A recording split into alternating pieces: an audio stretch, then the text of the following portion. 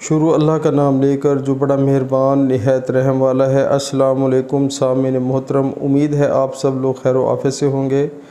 آج ایک قرآن پاک کی آیت کا ترجمہ آپ کو پڑھ کر سنواتا ہوں۔ انشاءاللہ آپ کا بھی ایمان تازہ ہوگا اور میرا بھی ایمان تازہ ہوگا انشاءاللہ، اور آپ اس آیت کریمہ کو جتنا بھی پڑھ کر شیئر کریں گے انشاءاللہ آپ بھی اس ثواب میں شامل ہوں گے۔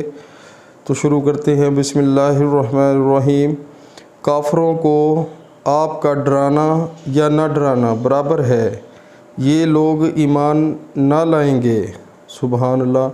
پیارے مسلمانوں، اس آیت میں قرآن پاک میں اللہ تعالیٰ ارشاد فرما رہے ہیں کہ بھئی جو کافر ہیں ان کو یعنی کہ ڈراؤ یا نہ ڈراؤ وہ ان کے لیے یعنی کہ برابر ہے۔ وہ ان کے دلوں پر اور ان کے کانوں پر اتنا پردہ آ چکا ہے کہ بھی ان کو ہر چیز سامنے، ہر چیز کلیئر ہونے کے باوجود بھی یعنی کہ ان کو جو ہے وہ شرک میں پڑے رہتے ہیں، کفر میں پڑے رہتے ہیں۔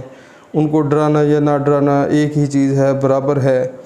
تو اس میں جو ہے وہ بہت ہی اس غفلت میں ہے کہ جو ہے نا انہوں نے مرنا نہیں ہے، اللہ کے پاس انہوں نے نہیں جانا، اللہ کو نعوذ باللہ وہ نہیں مانتے، تو یہ ان کے لیے بہت بڑی خرابی ہے۔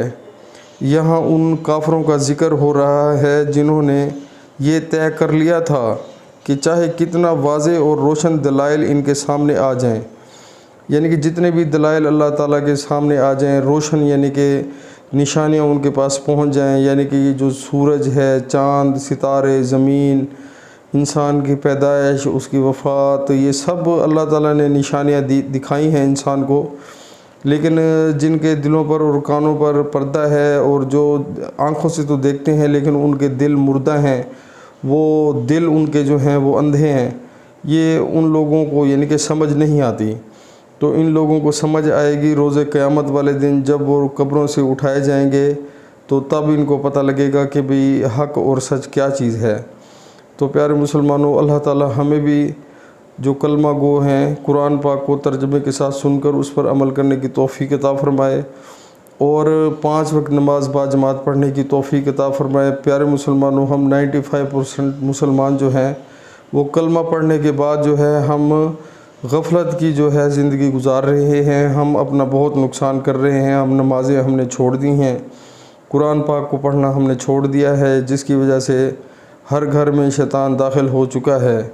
تو پیارے مسلمانوں، اپنے گھروں میں نماز بچوں کو تلقین کریں، نماز کی سنتیں وغیرہ نفلیں گھر میں پڑھیں، نماز جو مرد ہیں با جماعت فرض مسجد میں جا کے پڑھیں، تو انشاءاللہ اس میں بہت برکت ہے۔ اللہ بھی خوش ہو جائیں گے کہ میرا جو بندہ ہے وہ میرا حکم مان رہا ہے۔ تو پیارے مسلمانوں، آج ہی سے سچے دل سے جو ہے نیت کرو کہ نماز 5 وقت شروع کریں گے، انشاءاللہ بہت فائدہ ہوگا۔ السلام علیکم ورحمۃ اللہ وبرکاتہ۔